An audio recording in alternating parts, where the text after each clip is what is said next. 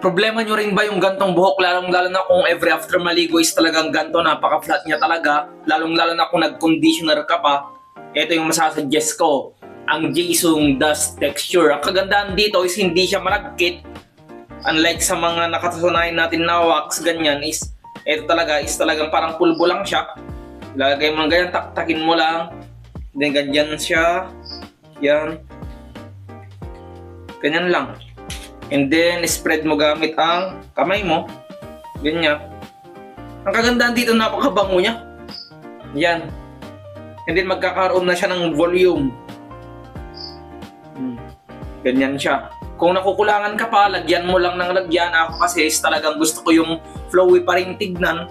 Pero, hindi na siya gaya ng kanina na sobrang flat na. Buti sana kung babae ka ganun is pwede. Ito. Ganyan siya. Yan. Kagandahan dito, kahit maggalaw-galaw ka pa na ganyan, meron pa rin siya. Nasasalat mo pa rin gamit ang kamay mo, unlike sa mga wax talaga na sobrang lagkit. Now, if you're looking forward to buy this one, andyan lang yung sa baba. Mag-chout na bago pa mabusa.